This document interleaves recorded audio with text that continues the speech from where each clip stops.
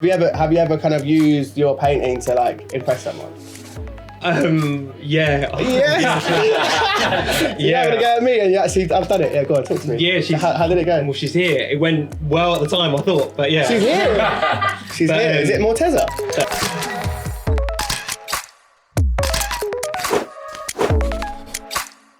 Hello everybody, welcome to another Quickie with House of Influence and me, Angus. I'm here today with Laurence White. You actually started producing TV shows. How did that kind of come about? Yeah, so it feels a little bit weird to be sitting in front of the camera now because, my whole career I've kind of been in TV, producing the people that are in front of it, sort of thing. And so I was a TV producer for about 7 or 8 years, and then slowly I've been transitioning into kind of art. How did you go from being a TV producer? What then made you go, right, I want to do art now? Have you always been interested in art? I've always tried to have a little business or do something else just because I love to be busy. Of course, yeah. I tried loads of different things. I tried property, I tried social media marketing and all that kind of stuff, and nothing really stuck. I was fairly good at art at college and stuff, and I was just like, why don't I see if I can still paint? I painted a picture of Kanye West, and my friend, just coincidentally at the time, was on Love Island. Yeah. He saw that once it was finished, and he posted it because he had the following and all that kind of thing off the back of that show. And then I haven't kind of stopped painting ever since, really. Nice. And what made you want to do people, faces and portraits? I am generally interested in successful people. Yeah. And so I think there are like principles to kind of becoming successful. When I kind of paint someone, I'll study them and kind of get into their head, and it sounds a bit arty-farty, but that kind of thing. What role does social media play in kind of promoting yourself?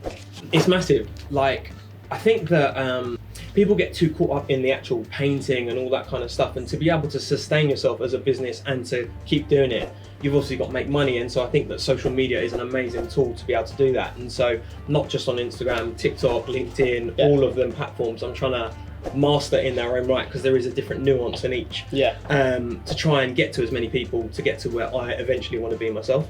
And where do you want to be?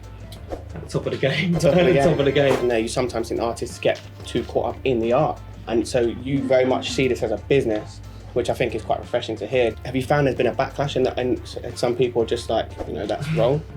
Yeah, weirdly enough, a bit of backlash from it and stuff. And it's like, I don't think I'm talking about stuff and doing, say, for example, podcasts. I don't know many other artists that are doing podcasts on such a regular basis. And I just see that as all part of building myself as a personal brand, to then be able to leverage that eventually long term. I spend more time on my social media than I do on the actual painting itself.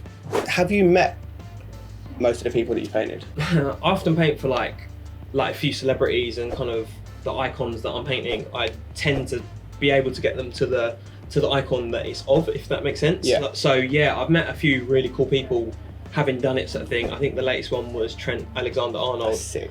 Which was a really fun one. One of the funnest pieces I did was for Umar Kamani, and he owns Pretty Little Thing. Okay. And so it was for his 32nd birthday, and so some girl from Pretty Little Thing just basically got in touch, and she was organising it, and it was just before COVID, so I was meant to go up to Manchester and give it to him in person and stuff, but then that hit, so he went to Dubai, and so the paint ended up going to Dubai, getting framed in 24 karat gold, and then being given to him. Yeah. So that was mental. So yeah, Will.i.am, that was a big one as well. Just sick. Because he was like a idol growing up. Do you know what I mean? Yeah, he's insane. A bit louder and all that kind of stuff. Yeah. Have you ever kind of used your painting to like impress someone? Yeah. You're having a go at me and you actually, I've done it. Yeah, go on, talk to me. Yeah, how did it go? Well, she's here. It went well at the time, I thought, but yeah. She's here. She's here. Is it Morteza? You originally started painting as to kind of fill the gaps when you were doing your producing work. You're now painting full time, or kind of building that brand of yourself full time. Where do you want to be in 5 years? I want to just be well known in what I'm doing, being the best at what I'm doing, but also to be almost looked at as someone who's almost like a business artist. I don't know I don't think there's that out there at the moment. Kind of being able to leverage your brand as an artist. I recently got contacted by UBS, the bank, to like be one of their cultural ambassadors and stuff like that. So just cool stuff like that. That's I wouldn't be able to like sit here and be able to think of that, but do you know what I mean? Cool things come off the back of that. How do you think aspiring artists or people who maybe they're not even kind of super 100% into the art, but they want to build an art brand like similar to what you're doing, how can they leverage social media in order to be more successful? Is there things that you do every day that kind of help build it? Yeah, so like I think having worked in TV before actually doing the art, that's helped me massively because I was able to see what they do to be able to then almost copy that. And so what they do is do it all the time. And so, you know, I was saying about our research and you kind of get to know what the successful principles are and kind of hard work, time and consistency. That is basically the format. But when I'm talking about consistency, it's consistency when you've got a kid, or it's consistency when you're doing it as a side hustle when you've got a normal job. Do you know what I mean? And it's being able to do it in that moment that will kind of differentiate you from someone else who's basically not able to do that over the long term.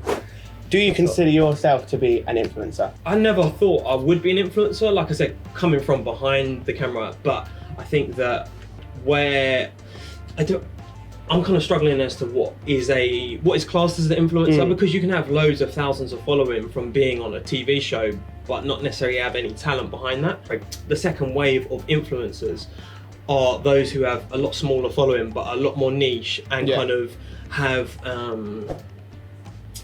a skill or a talent in a certain thing, sort of thing. Do you think Instagram's going to be top dog in 5 years? I think it will be interesting to see what happens with everyone who's on Instagram at the moment that see that as the only platform. So when Instagram isn't the platform anymore, it'll be interesting to see who's willing to and can be bothered to put in the effort to then move on to the next platform. At the minute, it's maybe TikTok, but I don't know where that will be next. What are your favourite gadgets or apps for creating great content? InShot, that is a video editing app which I'd use to make all of my TikToks and videos for Instagram. What would you do differently if you were starting again from scratch? Do it sooner. Do it sooner? So less producing? Yeah, I think that a lot of people are scared to put themselves out there, and I have now kind of grown up and sort of developed, I guess, as a man as such, and so I'm not too fussed now about putting myself out there, whereas if I was doing this now at 22, I don't think I'd be as open, and I don't think that I'd be therefore be as successful as it's going now, sort of thing. So I think you have to go through a journey to get to where you're meant to be, but if I was to have done it sooner, I'd be much further down the line and where I'm ideally going to be in the end. Who are your top 3 influencers that you follow that you go, these guys are sick? Timmy Sneaks, he's an artist. There's also Alec Monopoly, who is another artist. You mentioned him, and then the third one is a guy called Anton Connolly. And so they're all artists, but they're just people that are the closest thing to what I'm talking about when I say they are personal brands as well as artists. What are the most negative comments that you receive and how do you answer them? No, you know what, touch wood, it's been okay. I think there was a comment that really got on my nerves is that I was copying someone else. But in art, I don't think there's anything as an original idea. I think you just take that and then you adapt it to your own thing. Make it kind of your own, At the minute, I'm on a real quest to be so different and get to a level where you're not going to be able to copy what I'm doing. Go, oh, that's a Laurence White piece, do you know what I mean? Sort of thing, rather than it being synonymous with someone else. Cool. Last one piece of advice to your younger self. Don't be scared to just do it. I think that where I was making that transition from TV to art, I was very, very scared to actually put myself out there because I thought that the TV work would dry up. And I wasn't ready yet to go full time into art. So just go for it. Sick. Right, guys, I hope you've enjoyed it as much as I have. This is Laurence White.